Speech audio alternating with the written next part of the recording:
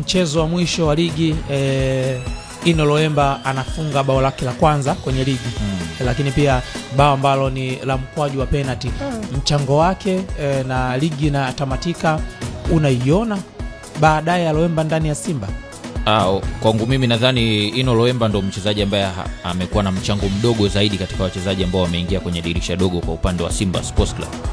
Na niwe mkweli, tunajua katika vitu ambavyo pia Simba vinawafelisha ni pamoja na baadhi ya sajili muhimu kwenye timu kushindwa kuwa na impact ya moja kwa moja, na sitegemei kuona tena quality kama ya Ino Loemba kuweza kuingia tena kwenye timu, kwa sababu of course Aidika mimi nimeshaona wachezaji ambao wanasajiliwa katika upande wa Simba ambao quality yao haitoshi kuweza kucheza katika timu kubwa kama Simba Sports Club wakiingia. Na unajua sometimes mchezaji anakuwa ana vitu ambavyo vinagawanyika kiufundi.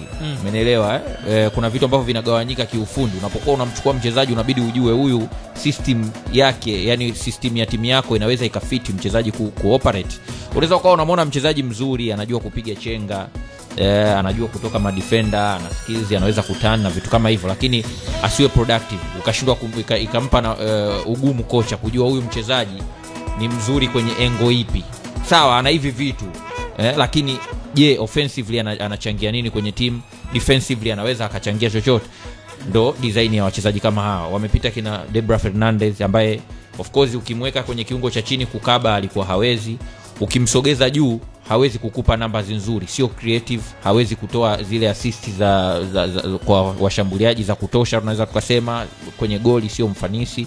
Akaja Nabi Kamara ambaye pia ni design hiyo box to box tu, ambaye kudefend changamoto kwenda mbele, anaweza kuprogress mpira kwa kukokota, lakini matendo yake ya mwisho hayatambulishi nini ambacho anaweza kukifanya kwenye final third, either kwa kupiga pasi za hatari au kufunga mabao au kupiga mashuti ambayo yanaweza kuathiri mchezo kwa kufunga mabao ya nje ya box, kitu ambacho hakionekani. Kwa Ino Loemba ana energy, ana uwezo kukaa na mpira, lakini creativity level yake ni ndogo, especially anapokutana na timu ambazo zina bana mianya.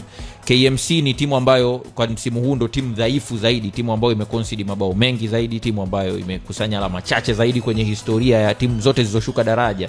Wao wamekuwa ranked first katika miaka 20 iliyopita kushuka na pointi chache zaidi. Kwa hiyo ni timu ambayo ilikuwa ishajichokea. Kwa hiyo alitakiwa kuonyesha performance kubwa zaidi ya alionyesha. Ukitoa huo mkwaju wa penalty, nadhani ni mchezaji ambaye hana value ya kuweza kubaki kwenye kikosi cha Simba Sports Club. Na kuelekea msimu unaokuja, kama kweli Simba wanataka kuchallenge ubingwa this time na wachukue, wanatakiwa kuachana na